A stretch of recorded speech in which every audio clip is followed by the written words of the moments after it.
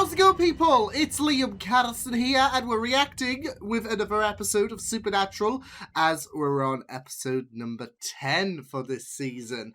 Where last episode, favourite episode of the season, it was very emotional, especially towards the end. It was emotional for Dean and Sam, of course, returning to the house that, well, I wouldn't say they grew up with, because Sam, you know, didn't have a lot of time there, obviously, but yeah, it was their childhood home, and yeah, it was really, really intense, of course, with them encountering their mother again, and yeah, us finding out what is up a bit with their father, as it's not time to come out of the shadows just yet. So I'm looking forward to seeing where things go with this episode. So with that said, let's get into episode number 10 of Supernatural Season 1. Let's go.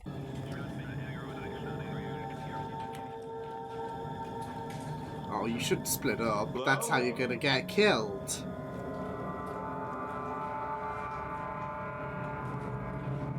This is how they're gonna get killed.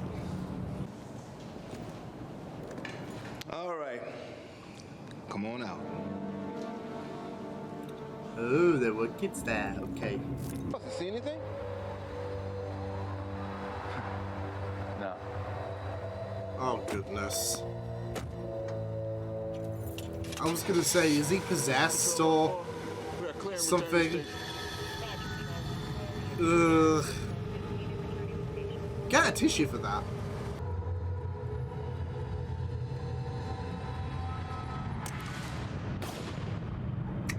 Had an inkling. Ugh. To hunt this thing. Who cares? If he wants us there, it's good enough for me. This doesn't strike you as It's weird? just a guessing game of when he is going to be up with coordinates? Sam, the boys. Dad's telling us to go somewhere. We're going. Oof.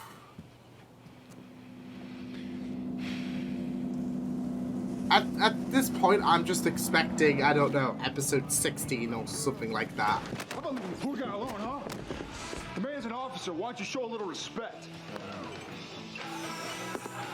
Oh. Oh. You didn't have to do that. Yeah, of course I did. That guy's a serious jerk. Let me buy you a beer, huh? Two? I don't know. I do feel like there is this angst. Thanks. You get any readings on that thing or not? Nope. Of course, it doesn't mean nobody's home. Spirits can't appear during certain hours of the day. And the freaks come out at night. Yeah. Hey, Sam, who do you think's the That way hottest they can psychic? just chill. Trisha Arquette, Jennifer Love Hewitt, or you? Wow. Wow. Him. We deserve some answers, Dean. I mean, this is our family we're talking I about. understand that, Sam, but he's given us an order. So what? We gotta always follow Dad's orders? Of course we do. See, I can understand why Sam is so determined to get, because it will be getting to a point where it's getting too much. You know what we got to do? Shit needs to be said. All about the Roosevelt riot. The riot? Well, no, I know. I'm just curious. Sam, Now he does. let's cut the bull, shall we? Uh-oh. You're avoiding the subject. You know, this is speaking What subject? You. real truths, Now, isn't I'll it? make you a deal. I'll tell you all about the Roosevelt riot if you tell me something honest about yourself. Oh, This brother you're road tripping with. I thought we were going to a movie. This is better. It's like we're in a movie. You know what else happens in a movie? The kids die. Be fun. Let's look around. Come on. Ah, shit.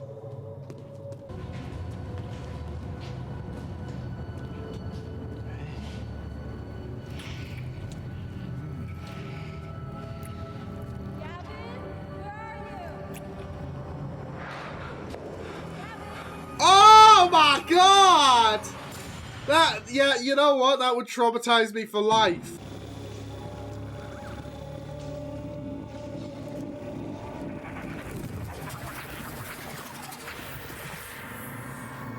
Fuck. Whew. Certainly not chilling whatsoever.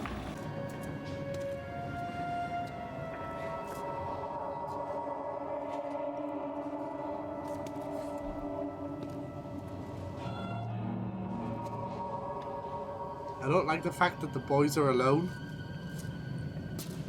I don't think we should be alone in this asylum.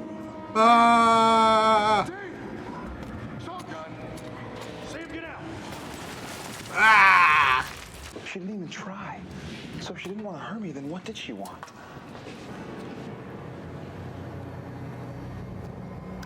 I was gonna say they are probably like, I don't know if she was passive or whatever.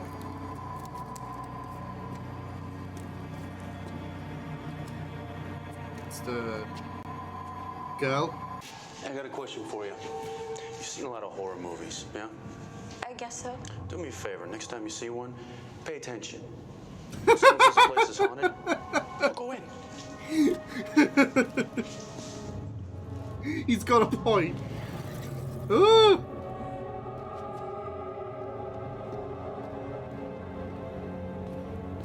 That's why Scream excels, because it's aware. Actually, she tried to whisper something in my ear. What? Oh god. I don't know. I ran like hell. Jumanji. I don't know. Only way you're gonna get out of there. No! Look at it, that's all. Come on, you can do it. It just wants a chat.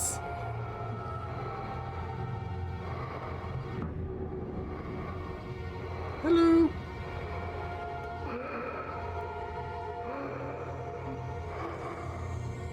It's whispering again, like Gav. Why would anyone want a job like that? Ooh. I had a crappy guidance counselor. And Dean? He's your boss? No. Oh, that's a statement. Like I said, there is that bit of tension.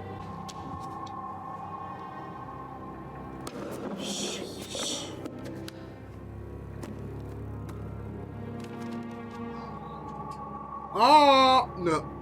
No. No. Well, all work and no play makes Dr. Ellicott a very dull boy. Again with the Shining references. Now, it might not kill a spirit, but it'll repel it. So if you see something, shoot. Okay. Okay. 7D just come round the corner. Bang! No, I don't trust that message. Sam, this is dangerous.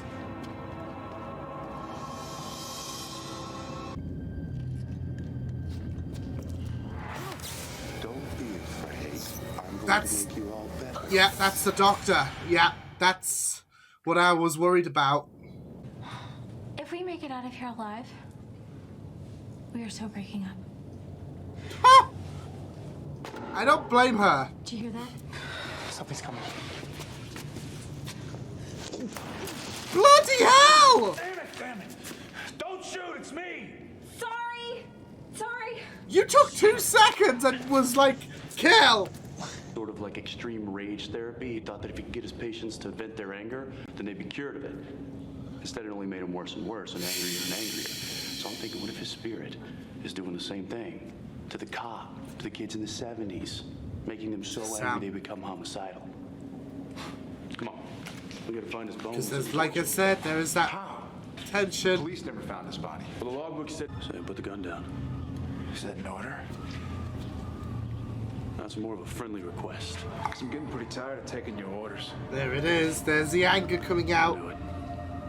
Ellicott did something to you, didn't he? For once in your life, just shut your mouth. What are you gonna do, Sam? Gun's filled with rock salt. Not gonna kill me. It's gonna hurt. But hey, you got through the door. But it'll hurt like hell.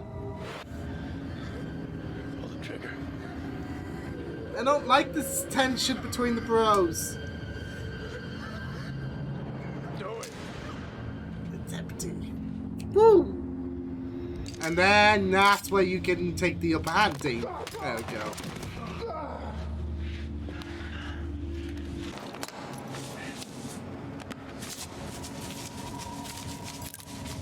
Shit, come on, let's hurry this up. Soak it up.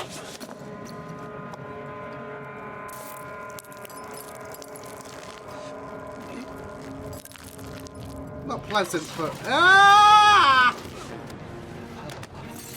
Don't be afraid.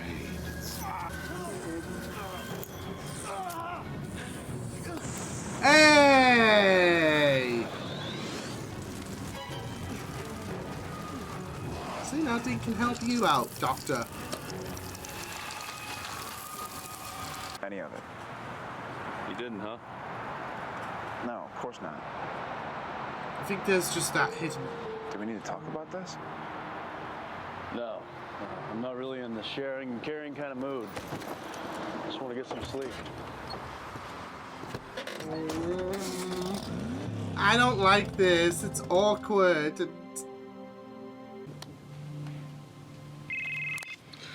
Hello. Dad? Ah, I knew it! I knew it! Ah!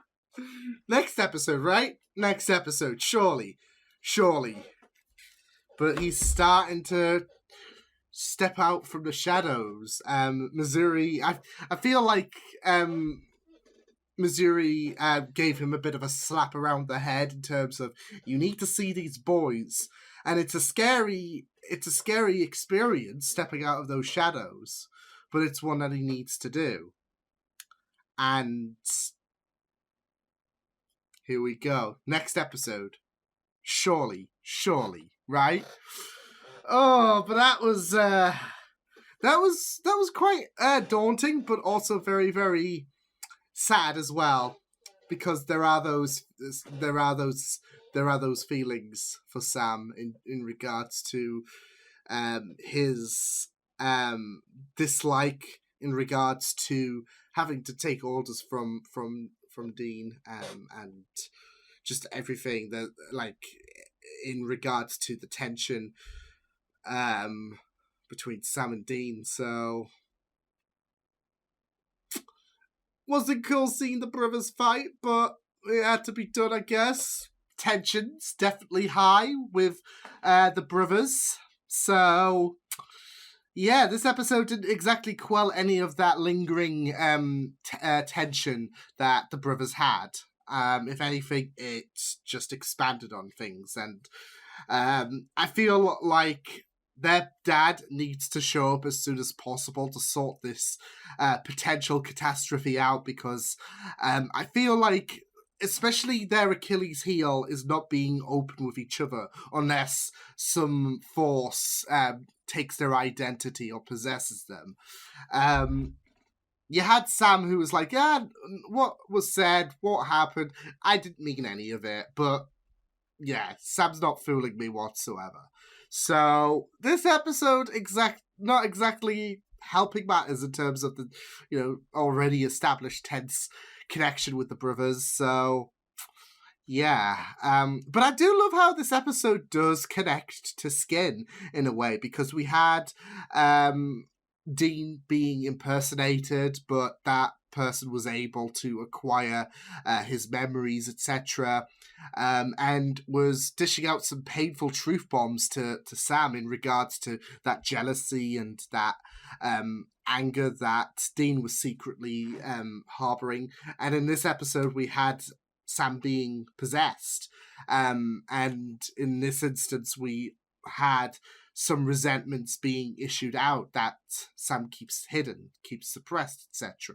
So, but I think I did say, I think I said it early in the episode, especially when they were, of course, squabbling in regards to the text, that, and then you had the staged fight that I feel like, because on my mind, I felt like it was cathartic in a sense for Sam to deal with Dean in that way, because of that tension that that resides between the brothers. So yeah, because you have Sam who is lecturing Dean about him always following his father and any advice being given. So he's and this is the thing for Sam. He's just feeling lost. He's not like Dean, or he's not like Dean or his father.